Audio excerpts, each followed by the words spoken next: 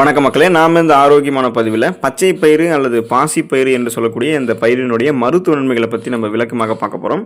So பச்சை பயிறு இருக்குங்க இல்லையா, இது வந்து வாரத்தில் ஒரு தடவையாவது நம்மளுடைய உணவுகளை சேர்த்துக்கொள்வதன் மூலமாக நம்மளுடைய உடலுக்கு தேவையான அனைத்து அத்தியாவசியமான ஊட்டச்சத்துக்களுமே நமக்கு கிடைக்கும். இப்போ பார்த்தீங்கன்னா கால்சியம், பாஸ்பரஸ், புரதம், இரும்பு சத்து, நார் சத்து, தாது பொருட்கள், கார்போஹைட்ரேட் போதுமான அளவு இது அத்தனையுமே நமக்கு வந்து உடனடியாக கிடைக்க ஆரம்பிக்கும். இந்த அத்தியாவசியமான ஊட்டச்சத்துக்களை பச்சை பயிறு நமக்கு கொடுத்து என்னென்ன விதமான மருத்துவ நன்மைகளை நமக்கு கொடுக்குது அப்படின்றத பற்றி தெளிவாக விளக்கமாக பார்க்கலாம்.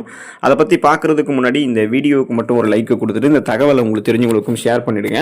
ஏன்னா இது அவங்களுக்கும் பயனுள்ளதாக இருக்கக்கூடிய ஒரு ஆரோக்கியமான பதிவு தான். இது போன்ற அப்டேட்ஸ்கள் நீங்கள் தொடர்ந்து பார்க்குறதுக்கு நம்மளுடைய ஹெல்த் நியூஸ் தமிழ் சேனலை மறக்காமல் சப்ஸ்கிரைப் பண்ணி வச்சுக்கோங்க.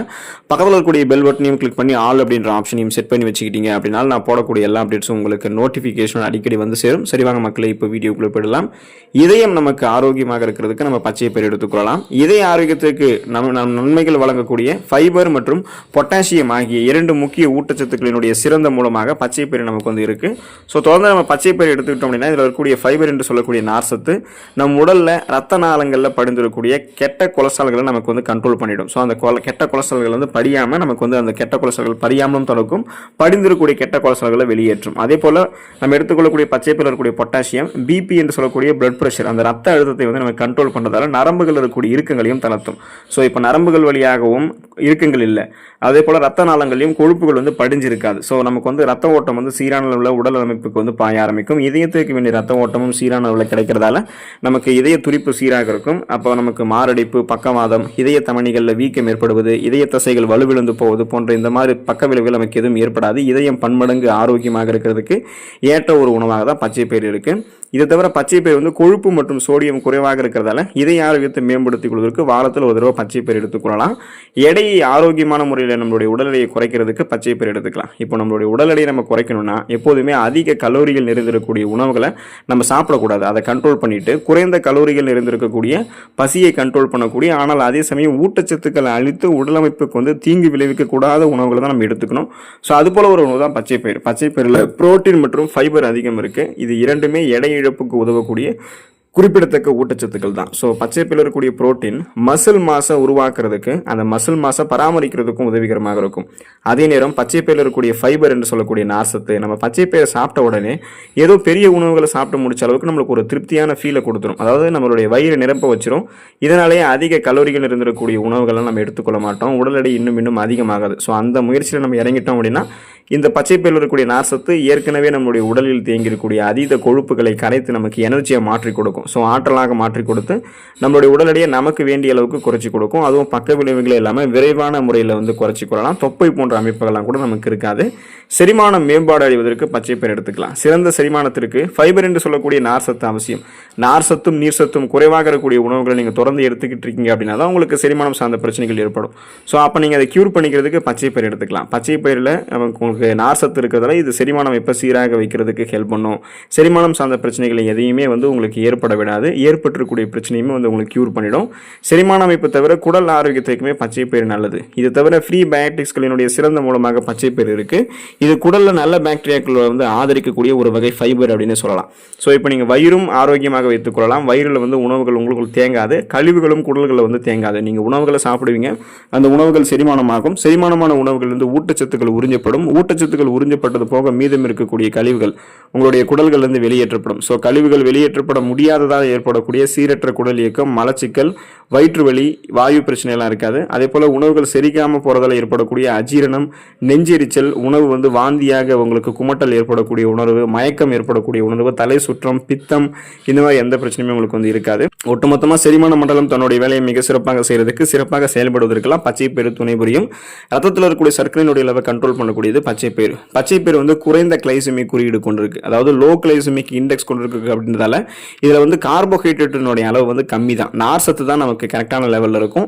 இதை நம்ம சாப்பிட்டதுக்கு அப்புறம் நம்மளுடைய ரத்தத்தில் சர்க்கரையினுடைய அளவு வேகமாக அதிகரிக்காது. எனவே இது நீரிழிவு நிலை அல்லது ஃப்ரீ டயாபெட்டிஸ் இருக்கிறவங்களுக்கெல்லாம் சிறந்த உணவு தேர்வாக இருக்கும். பச்சை பயிரில் இருந்திருக்கக்கூடிய நார் சத்து ரத்த ஓட்டத்தில் சர்க்கரை வந்து நமக்கு கண்ட்ரோல் பண்ணிட்டு அந்த சர்க்கரை பிரச்சனை நம்ம விடுபட வைக்கிறோம். ஸோ பிளட்ல சுகரோட அளவு கண்ட்ரோலாக வைத்துக் கொள்வதற்கும் நாளடைவில் அந்த சுகர் பிரச்சனை விடுபடுவதற்கும் பச்சை பயிர் நம்ம எடுத்துக்கொள்ள வேண்டிய அவசியம். உங்களுக்கு சுகர் ப்ராப்ளம் வரக்கூடாது, இப்போ இருந்தே நீங்கள் ஆரோக்கியமாக இருக்குன்னு நினைச்சீங்கனாலும் தொடர்ந்து வாரத்தில் ஒரு தடவையாவது பச்சை பயிர் எடுத்துக்கொள்ள பழக்கப்படுத்திக்கலாம்.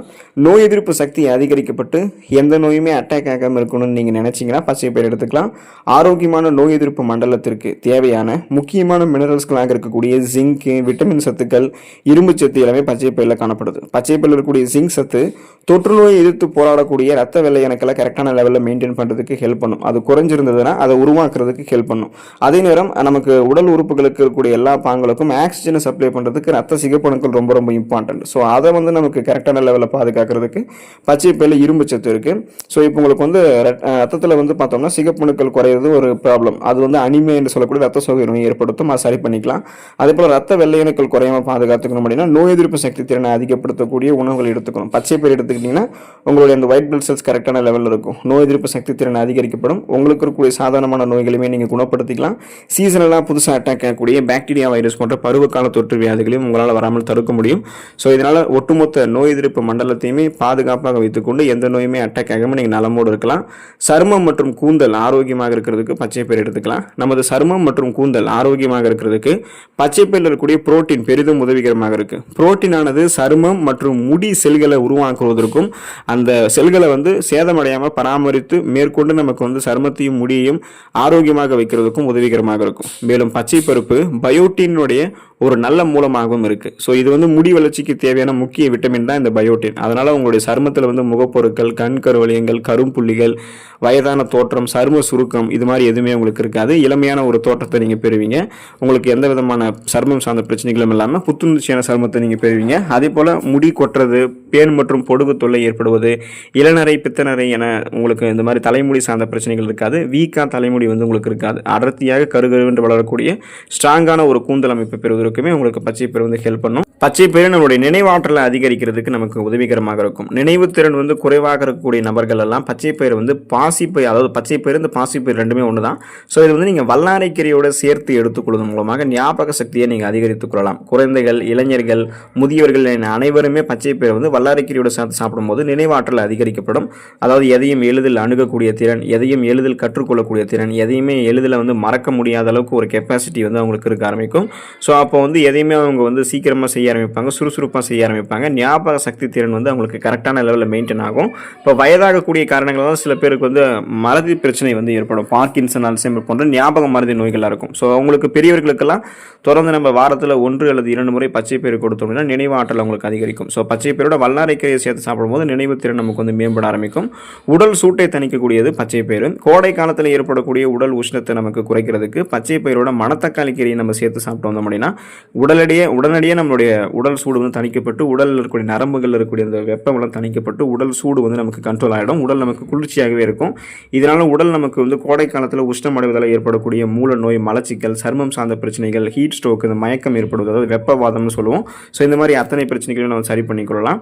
ஸோ இந்த அளவுக்கு நீங்கள் நன்மைகளை வந்து பெறணும், உங்களுடைய உடலமைப்பை ஆரோக்கியமாக வைத்துக்கொள்ளணும் அப்படின்னா வாரத்தில் ஒரு தடவையாவது பச்சை பயிர் எடுத்துக்கொள்ள அது மறந்துடாதீங்க. பச்சை பயிர் எடுத்துக்கொள்ளும் போது கிடைக்கக்கூடிய நன்மைகளை பெற்று ஆரோக்கியமாக இருக்கிறதுக்கான வாய்ப்புகளை பெற்று நலமாக இருங்க. அடுத்த ஆரோக்கியமான பதிவில் மறக்காமல் சந்திப்போம். நன்றி மக்களே.